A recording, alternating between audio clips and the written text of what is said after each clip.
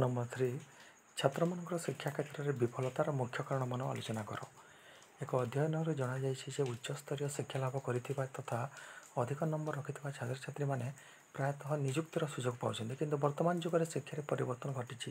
ଏହି ଶିକ୍ଷାରେ ପାଠ୍ୟକ୍ରମ ଉପରେ ବିଶେଷ ଗୁରୁତ୍ୱ ଦିଆଯାଉନାହିଁ। ଆନ୍ତର୍ଜାତୀୟ ସ୍ତରରେ ନିଜକୁ ସାମିଲ କରିବା ନିମନ୍ତେ ସେମାନେ ନୂତନ ପ୍ରଯୁକ୍ତିଭିତ୍ତିକ ଜ୍ଞାନ ଆହରଣ ନିମନ୍ତେ ଯତ୍ନବାନ ହେଉଛନ୍ତି। ଏହି ପରିପ୍ରେକ୍ଷୀରେ ଜଣେ ମେଧାବୀ ଛାତ୍ର ଯୁଗ ଉପଯୋଗୀ ଜ୍ଞାନ କୌଶଳର ଅଭାବରୁ ସଫଳତା ପାଇପାରୁନାହିଁ। ଏହିପରି ଛାତ୍ରମାନଙ୍କର ବିଫଳତାର କାରଣଗୁଡ଼ିକ ହେଉଛି ଏକ ଉତ୍ତମ ଓ ନିଯୁକ୍ତିଭିତ୍ତିକ ଶିକ୍ଷାନୀତି ନିମନ୍ତେ ଛାତ୍ର ଶିକ୍ଷକ ତଥା ସରକାର ମଧ୍ୟରେ ସମନ୍ୱୟ ରହିପାରୁନାହିଁ। ଏହି ପ୍ରକ୍ରିୟା ବିଦ୍ୟାଳୟ ସ୍ତରରୁ ଆରମ୍ଭ ହେବା ଆବଶ୍ୟକ। ଏପରି ବିଫଳତାର କାରଣଗୁଡ଼ିକ ହେଉଛି ଯଥା 1 ଶିକ୍ଷାଦାନ ପ୍ରକ୍ରିୟା। ସମସ୍ତ ବିଦ୍ୟାଳୟ ମହାବିଦ୍ୟାଳୟ ଏବଂ ବିଶ୍ୱବିଦ୍ୟାଳୟ ସ୍ତରର ସମାନ ପ୍ରକାର ଶିକ୍ଷା ବ୍ୟବସ୍ଥା ନାହିଁ। ଏଣୁ ଏସବୁ ଅନୁଷ୍ଠାନମାନଙ୍କରେ ଶିକ୍ଷା ପ୍ରକ୍ରିୟା ସମାନ ଓ ଏପରି ହେବା ଆବଶ୍ୟକ ଯାହାଦ୍ୱାରା କି ଛାତ୍ରଛାତ୍ରୀମାନେ ପାଠ୍ୟକ୍ରମ ସହିତ ଆବଶ୍ୟକ ଜ୍ଞାନ ଆହରଣ କରିପାରିବେ। ନମ୍ବର 2 ଶିକ୍ଷକଙ୍କ ଦକ୍ଷତା।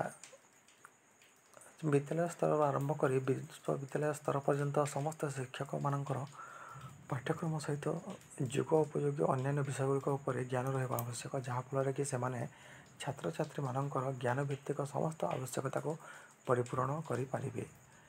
ଆବଶ୍ୟକ ଶିକ୍ଷକମାନଙ୍କର ଅଭାବ। ବିଦ୍ୟାଳୟ ସ୍ତରରୁ ଆରମ୍ଭ କରି ବିଶ୍ୱବିଦ୍ୟାଳୟ ସ୍ତର ପର୍ଯ୍ୟନ୍ତ ସମସ୍ତ କ୍ଷେତ୍ରରେ ଆବଶ୍ୟକ ଶିକ୍ଷକମାନଙ୍କର ଅଭାବ ରହିଛି, ଯାହାଦ୍ୱାରା କି ଜଣେ ଶିକ୍ଷକ କେବଳ ନିର୍ଦ୍ଦିଷ୍ଟ ସମୟ ମଧ୍ୟରେ ପାଠ୍ୟକ୍ରମ ଶେଷ କରିବାକୁ ପ୍ରଚେଷ୍ଟା କରିଥାନ୍ତି।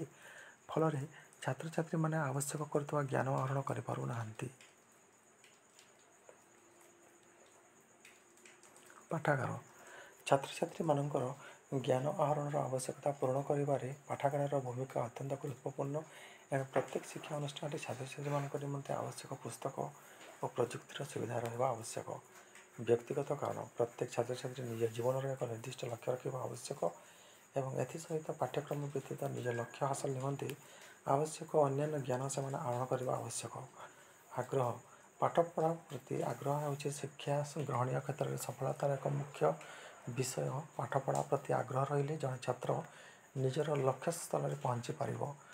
ଶ୍ରେଣୀଗୃହରେ ନିୟମିତ ଉପସ୍ଥାନ। ଶିକ୍ଷା କ୍ଷେତ୍ରରେ ସଫଳତା ଲାଭ କରିବା ନିମନ୍ତେ ଶ୍ରେଣୀଗୃହରେ ନିୟମିତ ଭାବରେ ଉପସ୍ଥିତ ରହିବା ନିତାନ୍ତ ଆବଶ୍ୟକ। ଏହା ଫଳରେ ସେମାନେ ପ୍ରତ୍ୟହ ପଢ଼ାଯାଉଥିବା ପାଠ୍ୟକ୍ରମ ବିଷୟରେ ଅଧିକ ଜାଣିବା ସହିତ ନିଜର ସନ୍ଦେହ ମୋଚନ କରିପାରିବେ।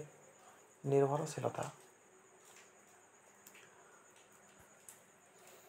ଅନେକ କ୍ଷେତ୍ରରେ ଦେଖାଯାଇଛି ଯେ ନିଜ ପାଠପଢ଼ା ବ୍ୟତୀତ ନିଷ୍ପତ୍ତି ଗ୍ରହଣ କରିବା ନିମନ୍ତେ ଛାତ୍ରଛାତ୍ରୀମାନେ ଅନ୍ୟମାନଙ୍କ ଉପରେ ନିର୍ଭର କରିଥାନ୍ତି। ଏଣୁ ଏଥିନିମନ୍ତେ ଅନ୍ୟ କାହା ଉପରେ ନିର୍ଭର ନ କରି ଛାତ୍ରଛାତ୍ରୀମାନେ ପ୍ରତ୍ୟେକ କ୍ଷେତ୍ରରେ ନିଜେ ନିଷ୍ପତ୍ତି ଗ୍ରହଣ କରିପାରିଲେ ଶିକ୍ଷା ଓ ନିଯୁକ୍ତି କ୍ଷେତ୍ରରେ ସଫଳତା ହାସଲ କରିପାରିବେ। ଘରର ପରିବେଶ।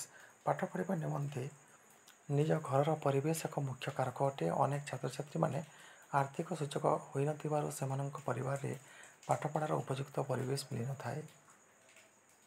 ବିଫଳତାର ଭୟ। ସାଧାରଣତଃ କୌଣସି ଏକ ପରୀକ୍ଷା ପୂର୍ବରୁ ଅଧିକାଂଶ ଛାତ୍ରଛାତ୍ରୀମାନଙ୍କ ମଧ୍ୟରେ ବିଫଳତାର ଭୟ ଦେଖାଯାଇଥାଏ। ଏହା ଫଳରେ ସେମାନେ ପରୀକ୍ଷାରେ ଅଶାନ୍ତ ରୂପ ଭଲ କରିପାରିନଥାନ୍ତି। ଏହି ଭୟରୁ ମୁକ୍ତି ପାଇବା ନିମନ୍ତେ ଛାତ୍ରଛାତ୍ରୀମାନେ ସର୍ବଦା ସକାରାତ୍ମକ ଚିନ୍ତାଧାରା ବିକାଶ କରିବା ଆବଶ୍ୟକ। ଏଥିସହିତ ମଧ୍ୟ ସେମାନଙ୍କ ମଧ୍ୟରେ ଆତ୍ମପ୍ରତ୍ୟୟ ରହିବା ଆବଶ୍ୟକ।